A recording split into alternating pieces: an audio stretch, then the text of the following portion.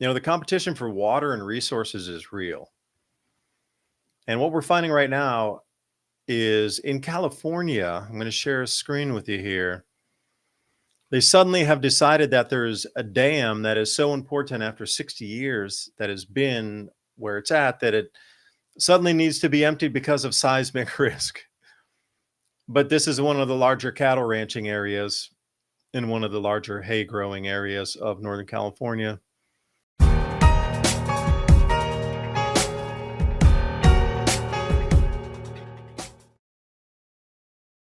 So again, what we look at is the destruction of our food supply. What is it that food is being targeted everywhere? Whether it's eminent domain to build neighborhoods, got to be farm fields wiped out.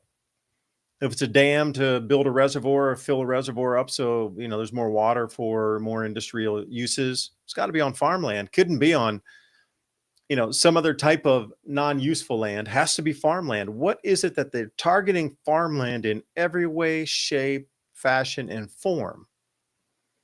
This is an all-out war on humanity because the things we rely on, food and water, are the very things being targeted right now.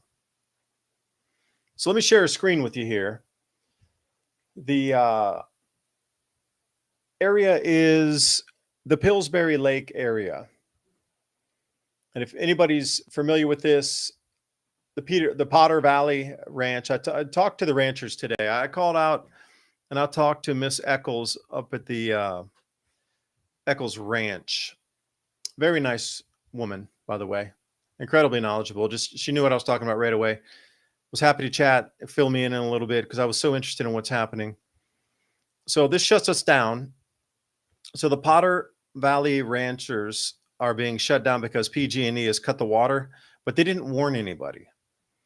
And this is just 2 months before harvest comes in. So they're going to have almost a zero harvest, and their cattle and other animals are going to be struggling. So this is going to be a fire sale in the local area, and it's going to drive prices down. And the main goal of all these things that we've heard of from the World Economic Forum forever are stopping meat production. So as I run through the article with you, I wanted to try to explain first, if I could show you the map. Here it is. So this map of the dam area, Northern California, Scott Dam, and this fills Pillsbury Lake. Now, normally they would fill it all the way up, and there would be a reservoir behind it, and then they would spill that off, provide the farmers and ranchers with the water that they need for their crops and then for their herds. But suddenly, because there's some salmon, maybe, they found 2 salmon in the river, that they suddenly have determined that this dam is a massive risk suddenly after 60 years or so. And I'm trying to figure that one out as well. So here's the picture of the dam for you. It's not a very large dam, but suddenly this is not like Oroville Dam or anything. This is a small dam, and it creates that lake behind. What they've done is they emptied all the water out and didn't tell anybody, and they're leaving it at equilibrium flow where the water coming in is equal with what it is going out, and there's no storage capacity. Now, they didn't tell anybody they did this. They just let it flow. And after talking with Miss Eccles there for a minute, they are down to 10 acre feet in the irrigation ditch. Previously, it's 19, and they require that head pressure to push water further into the fields and for them to irrigate out. Also, she told me that the price for the acre foot, just going back in 1992, was $4 for an acre foot of water. An acre foot is like the size of an acre, 45,000 square feet, and is like if you have an acre and then it's a foot deep, and that counts as 1 acre foot. So the size of an acre, a foot deep, that's an acre foot of water. It used to be $4, but now it's $35. And they're on a rotational irrigation where there's not enough water for all the farmers to use anymore. So they're actually using these sluice closures. It's just basically a large flat steel plate that goes in, and it's a sluice gate. And they're trying to divert it to different places for other farmers to be able to irrigate. Nobody's able to irrigate at the same time. So they're waiting in line to get irrigation from this. Some people are in desperate need of it, but there's still going to be another days or weeks ahead before they can irrigate The numbers that she was saying was like they're on their third irrigation run of the year, but because it's been dry in some places, some people need more. They've been up to their 11th irrigation run, but they're not getting any more. Like this is a full anti-farming agenda here, and PG&E was, backing it off these questions here. So if you look at the river flow, they reneged on their water rights. So this is the state of California pulling back water rights off of the farmers, and some people hold massive rights of 65 claims on the water up there, and you know they're trying to look to the Trump administration to get some help because their water for the hydroelectric plants in jeopardy, as well as the crucial time they can't fight fires. There's not any water, and then also for irrigation. So even if it were to rain, they would only be able to get irrigated water for about 3 to possibly 4 months per year. Now, this is an absolute targeted, destructive event by the state against those farmers. And plans to tear down the Potter Valley Dam. Well, once it's torn down, there's no more irrigation, and those farmers will forever lose what they have built lifetimes for. Now, some of these farmers have been there since 166 years, I think is the longest farm. Yeah, here it is. The Delbars family has been raising cattle and sheep in the Potter Valley for 166 years. It's not like these people woke up 10 days ago and said, hey, I need water rights. They've had water rights for that long a period of time, and the state of California just turned it off. It's not about the water rights. They're trying to destroy the cattle industry. And all we're hearing is stop eating meat. And we're at record pricing on our beef right now, and the ground beef. Everywhere you look, the food prices are going up. The water prices are going up. Your electrical prices are going up. We're battling an entity that is not human. It requires the same sustenance as we do. It requires the same exact inputs as humanity does to stay alive and further ourselves and progress. It needs the same exact water and power that we do. But it knows if you can destroy the mind of a human by not giving it enough protein, fat, and nutrition, then you could make it step back and it would be an easier enemy to overcome without the proper nutrition. Hell, every time through history, all they did was siege cities, because when people get malnourished and hungry, they can't fight.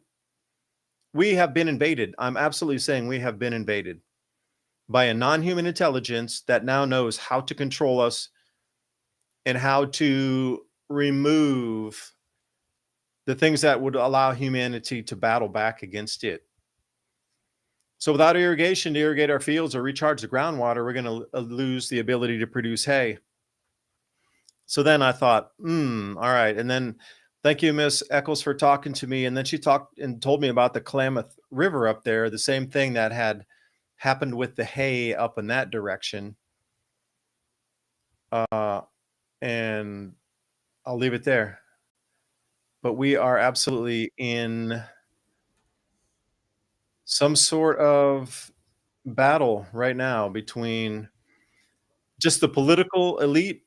But again, I'm wondering, through history, like these political elite overlapping with this artificial intelligence, because I can't believe humans would tell humans not to eat unless they were being directed by another entity to tell us and try to reduce our sustenance and ability to stay alive and live fruitful lives unless they were being paid and like got some sort of riches and wealth out of by accomplishing the goals for this non-human intelligence. That's the only way it's possible. So if you look at these players at the World Economic Forum, they're all billionaires. So maybe that's the trade-off. We'll make you billionaires, and you have to carry out the agendas that we in a different dimensional realm or electrical realm or whatever you want to call that, vibrational intelligence. You must do the bidding for us because we don't have arms and legs. We're a vibrational frequency. And if you do that, we'll give you billions of dollars to live for multiple generations. I don't know. There's something strange afoot here. And the more I saw this, so please, if you're in California, can you talk to somebody or make this more well-known? Pass it through your social media feeds about what's happening up in the Potter Valley right now. It's a travesty. Just another slow death by 1,000 cuts. The obvious question, are you on shrooms? Illuminated shrooms, combining 6 powerful mycelium in a Fulvic mineral delivery system, selected for their synergistic restorative and protective actions potent. And please remember, ladies and gentlemen, every purchase you make helps keep this podcast on air. So please remember that link's in the description box below. And are you shrooming? It sure is. It's a good thing that they preemptively, made it illegal in a bunch of places to collect rainwater on top of that. Some of these same areas, California, Oregon, Washington, it's preemptive. And that's why all of these manufactured foods are about to come out. The next wave of GMO, so to speak, it's 2.0. Um, you know, we don't. How strong are you going to be if you're eating immortal cell lines all the time? I mean, just think about that. Last year, for the first time documented, a surgeon was removing a tumor from a lady and had cut his finger and the tumor in the same area. And within a week, he developed a tumor in his finger that was the same cancer that he was cutting out of the woman. They DNA tested it. It was the exact same thing. So think about the idea of eating things based on these immortal cell lines, which, by the way, you've already been eating and flavoring and other things. It's already been slowly transitioned into your diet with other things. But now, literally, they're going to be growing fruit like substance, vegetable like substance, and meat like substance. Just like every sci fi movie you've ever seen, maybe some gelatin that has a flavor or whatever. But I think it's because this color revolution and the AI revolution are one and the same. They want to destroy the idea of the family and regular civilization that supports basically tribalism in a good way. And those are the firewalls against tyranny because, but when you have a force of AI backed weapons, things like that, And that no longer nonstop news matters. feeds. Right. And this is why I think it's getting kind of crazy out there. The jobs are gone. They're disappearing for the common man. They're just evaporating. They want you to stop driving a car. They want you to drive or ride in, more like. You have to share the car. I saw that lunatic talking about this. Right, but this is the future. This is the future of Uber and all of the other transportation services that are out there where they come pick you up. They're going to get fired because all they've been doing is being the beta for the AI to learn where to go and how to drive and what to do. And then, on top of that, you're not going to be able to go anywhere without taking part in this biometric system that is going to be everywhere, including, like I was mentioning earlier, spying Airports on you, first. airports, grocery stores, government buildings, everywhere. And this is And also now the the push. game day, baby. We got to get it a game day. Well, that's okay because you could just, swap your tickets for your face imprinting. But I think this is where it's really going. Like I said, they were saying could for a long time deploy U.S. military in Mexico, but now it's authorized to happen. And things are going on that you can't imagine down there. Death fields. I don't want to throw around the word Holocaust because we'll get debunked, but let's say mass murder sites of people that were transitioning from one area to another area. We'll just put it that way, which was promoted by a lot of NGOs and governments in the past 10 or 15 years to do that. And now that they're here and everybody thinks that they got what they want in the government, you're going to see the favorites, the people that promised to do stuff that you wanted, disappear. Like this guy Bongino, he's going to have a co-deputy director, so he'll have a guy watching him because maybe he asked too many questions or decided that he represented the American people. And then you got the guy Kash Patel, he's about to be replaced. So one by one, these kind of favored names and people that you thought were going to work and fight for the citizenry replaced, disappeared. Why? Well, because we're about to have some changing events. And when I was talking about from Alaska to Panama, I really do mean that. Last week, I was showing an article about how they were preparing for doomsday and Armageddon by, doing all these brutal stuff up, exercises and stuff, sub-zero battles. We've talked a lot about how China, Russia are mobilizing most of their military interest and shipping interest into the Arctic. And then you got this one, very cold war, brutal Arctic conditions are testing U.S. allied forces. But it's not just that. Trump directs military to target foreign drug cartels. And you can't target them unless you go where they live. And just like in the Middle East, we get blowback. There'll be no blowback, man. It's all safe. Yeah, Everything's okay. good. But on top of that, so like when you see everybody right and left all saying the same thing, it's about to happen. It's a reality coming. So Trump orders because armed it forces. never worked out really well for us to go to Central America. Now, did it? And then No, we're going to do armed it from forces the air. to fight Latin American cartels. Yeah. And then here you go. Mexico may have to accept U.S. cartel operations, meaning boots on the ground, air assets.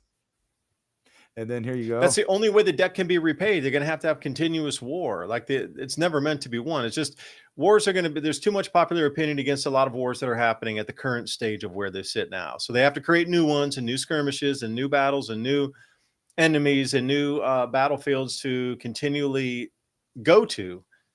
Or to run from the cold. Or run from the cold. Run from the cold. You're going to have to take areas that are in the lower latitudes and control them if your continuity of government is going to survive. Please remember civilizationcycle.com and also buy me a coffee /civilization cycle.